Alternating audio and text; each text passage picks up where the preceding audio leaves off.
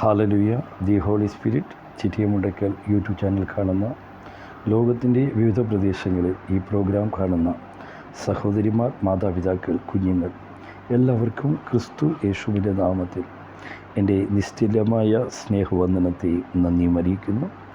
ഇന്ന് മത്തായിയുടെ സുവിശേഷം അതിൻ്റെ 14-ാം അധ്യായം 22-ാം വാക്യം.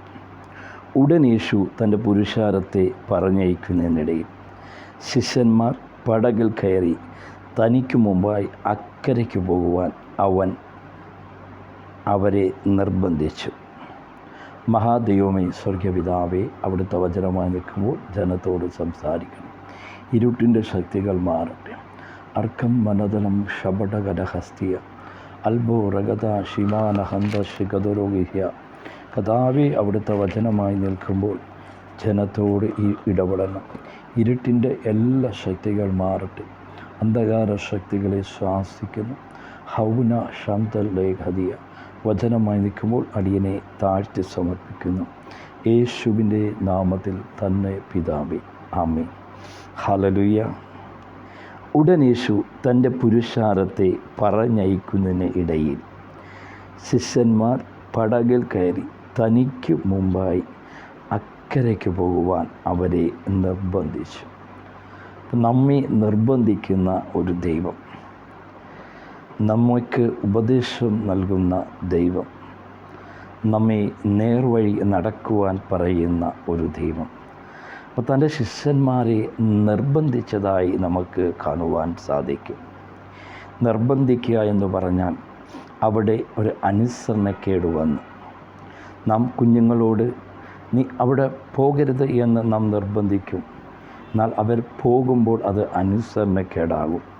നാം അവരെ വീണ്ടും നിർബന്ധിക്കും, അതേ പോകരുത്. എന്നാൽ യേശു തൻ്റെ ശിഷ്യന്മാരോട് പറഞ്ഞു, തനിക്ക് മുമ്പായി അക്കരയ്ക്ക് പോകുവാൻ യേശു തൻ്റെ ശിഷ്യന്മാരെ നിർബന്ധിച്ചു.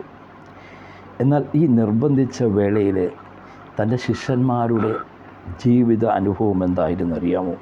അവർ വലിയ ഒരു അധ്വാനം കഴിഞ്ഞ്, വളരെ ഒരു ജോലി കഴിഞ്ഞ് ഭാരപ്പെട്ടിരിക്കുന്ന അവസ്ഥയിലായിരുന്നു. യേശു തനിക്ക് മുമ്പായി അക്കരയ്ക്ക് പോകുവാൻ അവരെ നിർബന്ധിച്ചത്.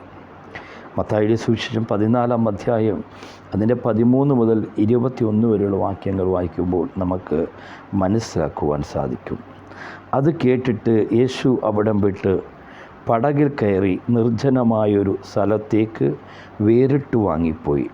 പുരുഷാരം അത് കേട്ടിട്ട് പട്ടണങ്ങളിൽ നിന്നും കാൽനടയായി അവൻ്റെ പിന്നാലെ ചെന്നു.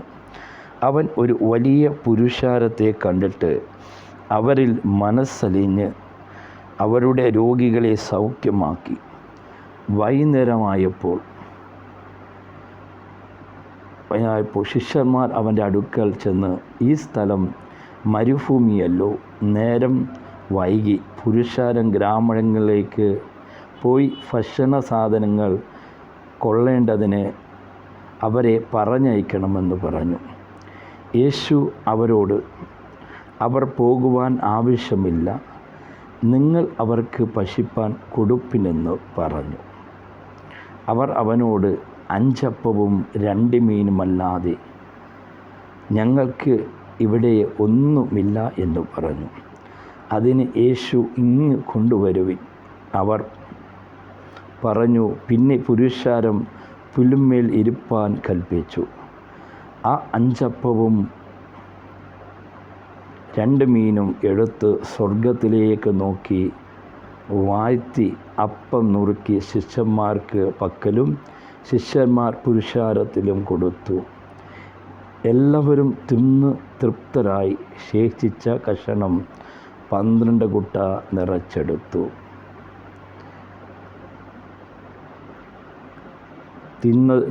തിന്നവരോ സ്ത്രീകളും പൈതങ്ങളും കൂടാതെ ഏകദേശം 5000 പുരുഷന്മാരായിരുന്നു. എന്നെ കേൾക്കുന്ന എൻ്റെ പ്രിയ സഹോദരന്മാരെ, യേശു തനിക്ക് മുമ്പായി അക്കരയ്ക്ക് പോകുവാൻ തൻ്റെ ശിഷ്യന്മാരോട് ആഹ്വാനം ചെയ്തപ്പോൾ ഈ 12 ശിഷ്യന്മാർ വലിയ ഒരു അധ്വാനം കഴിഞ്ഞിട്ടായിരുന്നു. ലോകപരമായി പറഞ്ഞാൽ നമുക്കറിയാം, ഒരു 1000 പേർക്ക് ഫുഡ് തന്നെ കൊടുക്കണമെങ്കിൽ ഇന്നത്തെ കാലഘട്ടത്തിൽ ഒരു 10-25 പേരെങ്കിലും ഫുഡ് വിളമ്പുവാൻ വേണം. എന്നാൽ 5000 പുരുഷന്മാരും സ്ത്രീകളും പൈതങ്ങളും കൂടാതെ 5000 പുരുഷന്മാർക്ക് ഈ 12 ശിഷ്യന്മാർ ആഹാരം കൊടുത്തു എന്ന് പറഞ്ഞാൽ അവർ വളരെ ക്ഷീണിതനായിരുന്നു. നമുക്ക് ചിന്തിക്കുവാൻ സാധിക്കത്തില്ല.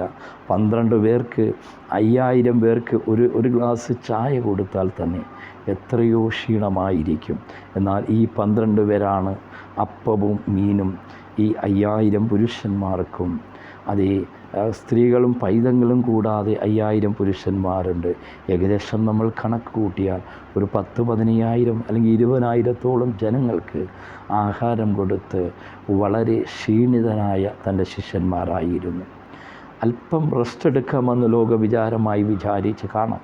അത് വചനത്തിലില്ലെങ്കിലും മാനുഷികമായി നമുക്ക് ചിന്തിക്കാമെന്ന കാര്യമേ ഉള്ളൂ.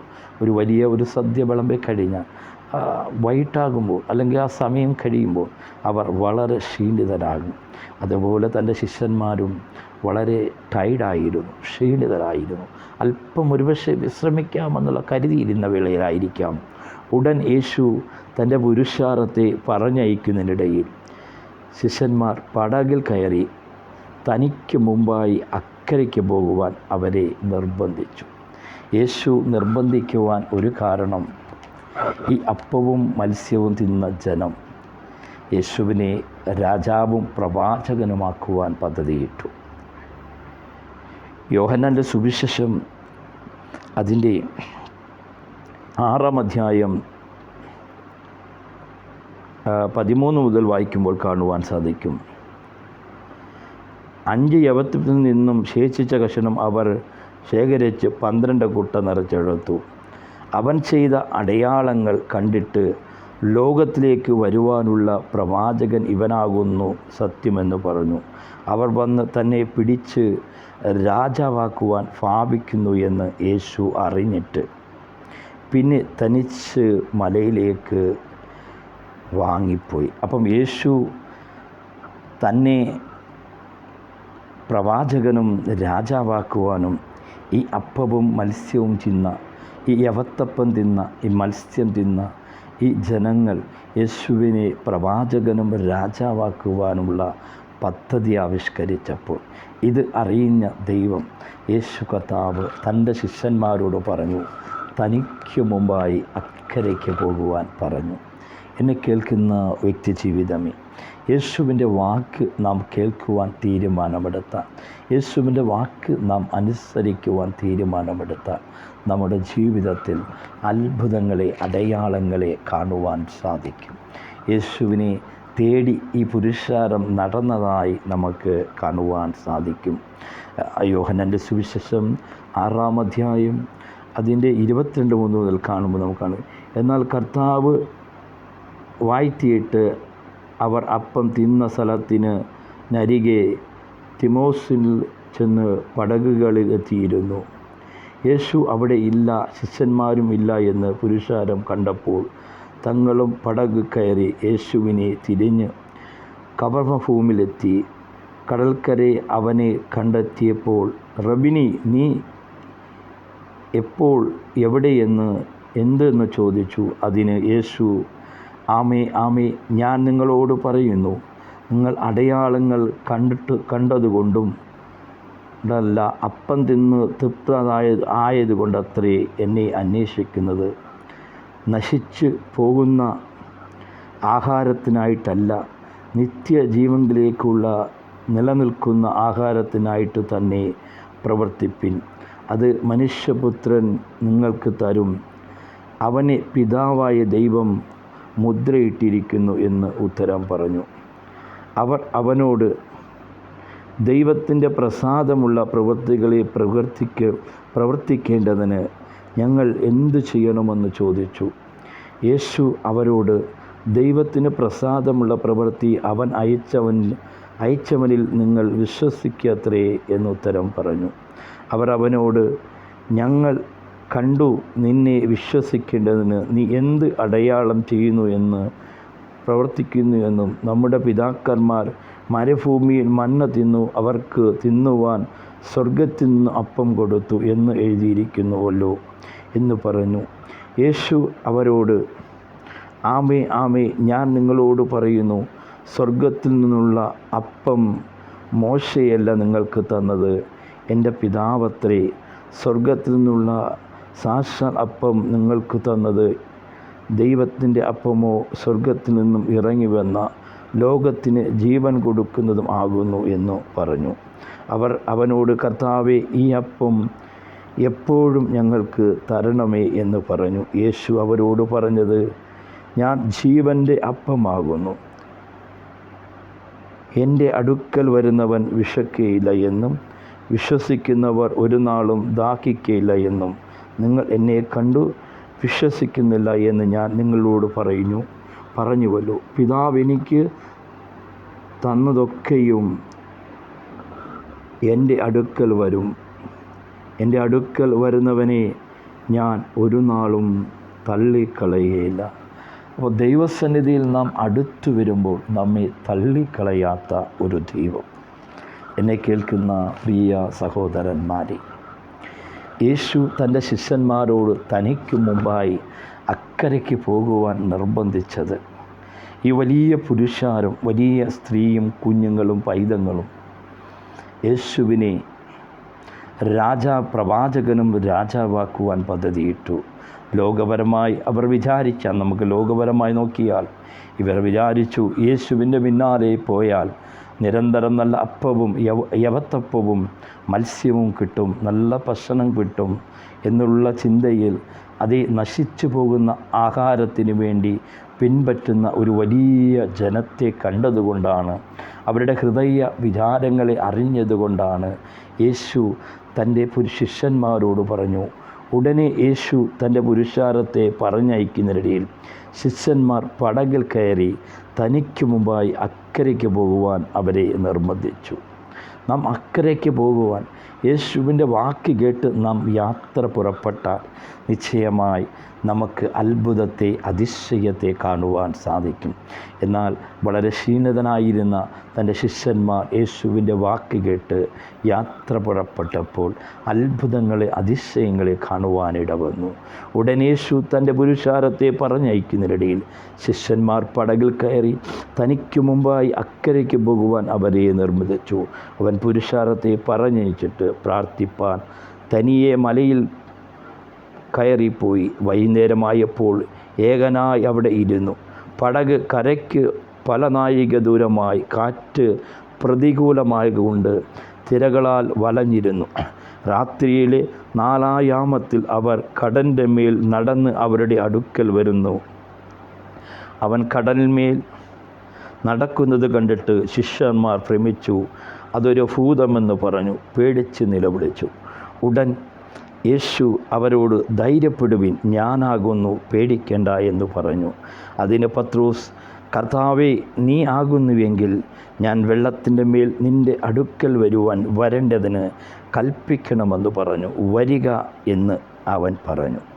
പത്രോസ് പടകിൽ നിന്നും ഇറങ്ങി യേശുവിൻ്റെ അടുക്കൽ ചെല്ലുവാൻ വെള്ളത്തിൻ്റെ മേൽ നടന്നു. എന്നാൽ അവൻ കാറ്റ് കണ്ട് പേടിച്ചു മുങ്ങിത്തുടങ്ങി.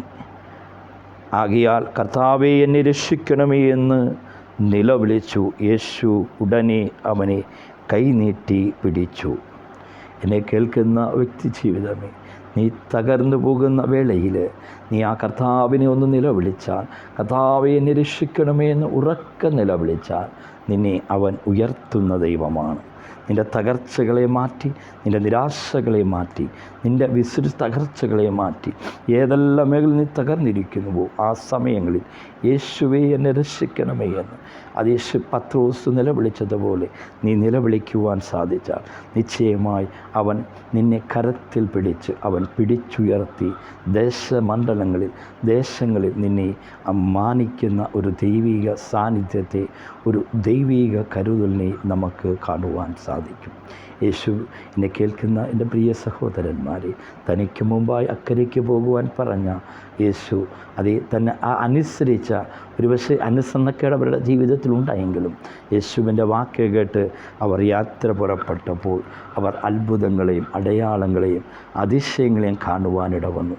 നാമും നമ്മുടെ ജീവിതത്തിൽ യേശുവിൻ്റെ വാക്കുകളെ കേൾക്കുവാൻ, നശിച്ചു പോകുന്ന ആഹാരത്തിനു വേണ്ടിയല്ല, നാം നിത്യജീവൻ നേടുവാൻ ആ ക്രിസ്തുവിൻ്റെ വചനത്തെ നാം അനുസരിക്കുന്നവരായി, ദൈവത്തിൻ്റെ വാക്കുകളെ കേൾക്കുന്നവരായി, അതെ യേശു നമ്മെ എന്തെങ്കിലും നിർബന്ധിച്ചാൽ നാം അത് കേട്ട് അനുസരിക്കുവാൻ തീരുമാനമെടുത്താൽ നമ്മുടെ ജീവിതത്തിൽ ഒന്ന് അത് അനുഗ്രഹമായി മാറും, 2 അത്ഭുതത്തെ കാണുവാൻ സാധിക്കും, 3 അതിശയങ്ങളെ കാണുവാൻ സാധിക്കും, 4 നിന്റെ തകർച്ചകളെ മാറ്റി അവൻ പണിഞ്ഞ് മേന്മയുള്ള വ്യക്തിയാക്കി നിന്നെ മാറ്റുന്ന ഒരു ദൈവീക കരുതലിനെ കാണുവാൻ സാധിക്കും. ഈ വചനമുഖാന്തരം ദൈവം നിങ്ങളെ ധാരാളമായി അനുഗ്രഹിക്കട്ടെ. ഉടൻ യേശു തൻ്റെ പുരുഷാരത്തെ പറഞ്ഞയക്കുന്നതിനിടയിൽ ശിഷ്യന്മാർ പടകിൽ കയറി തനിക്ക് മുമ്പായി അക്കരയ്ക്ക് പോകുവാൻ അവരെ നിർബന്ധിച്ചു.